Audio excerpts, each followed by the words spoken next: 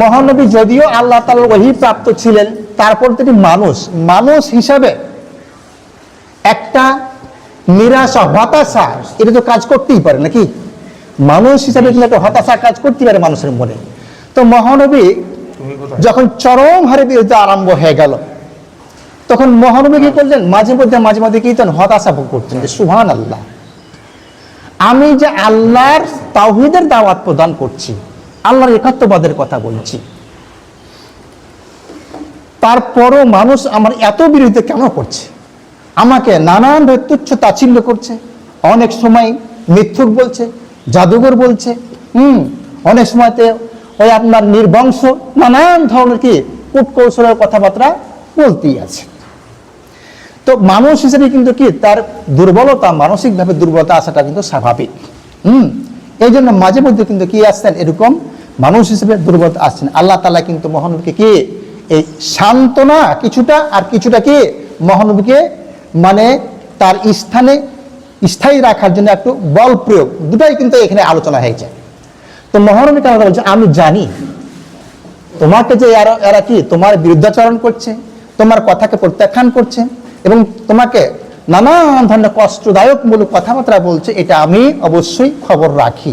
কিন্তু হে রাসূল, তো এরা তো শুধু আপনাকে মিথ্যা বলে অবহিত করছে না, আপনার কথাটাকে মিথ্যা বলছে না, বরং আমি আপনার নিকটে যে ঐশী বাণী প্রেরণ করেছি, কোরআন প্রেরণ করেছি, এইটাকে তারা মিথ্যা প্রতিপন্ন করছে। দেখেন ভালো করে কথাটাতে যে এখানে আল্লাহ তাআলা বলছেন যে আমার বাণীকে তোমাকে মিথ্যা প্রতিপন্ন করে না, তোমাকে প্রত্যাখ্যান করবো না, আমার বাণী আমার আয়াতকে তারা প্রত্যাখ্যান করছে। আচ্ছা, এই আয়াতের তাফসিরে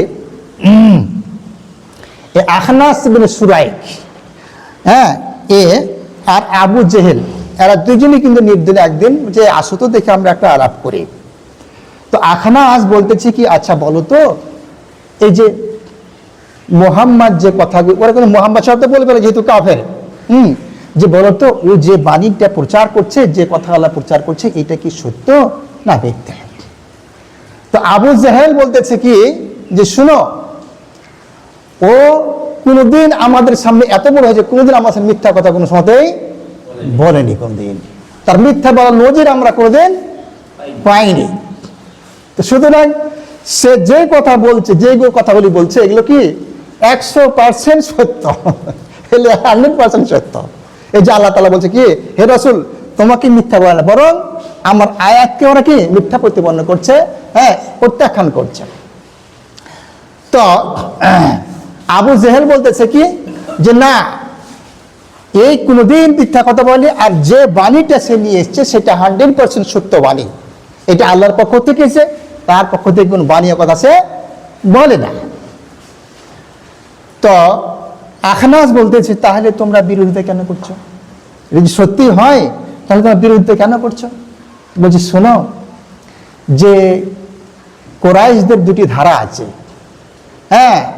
তো মহানবী যে বংশের, তো সবই এ হাজিদের পানি পান করা, কাবাঘর রক্ষণাবেক্ষণ করা, তারপরে নবুয়ত সবই যদি ওদের পক্ষে থাকবে, ওদের ওই গোত্রের মধ্যে থাকবে, তাহলে কুরাইশদের আরো ওই শাখা প্রশাখা হলে ওদের মধ্যে কি থাকবে? আমরা শুধুমাত্র কি এই কারণেই কি দেখতে পারছি না, তার কথা মেনে নিতে পারছি, এটা ব্যক্তিগত স্বার্থে কিন্তু কি করতে পারছি না, আমরা তার কথা মেনে নিতে পারছি না। আল্লাহ তাআলা ওই কথাটা কোট করে বলছেন কি যে ওয়ালাকিদ যালিমুনা বিআয়াতিল্লাহি আযান, যারা অত্যাচারী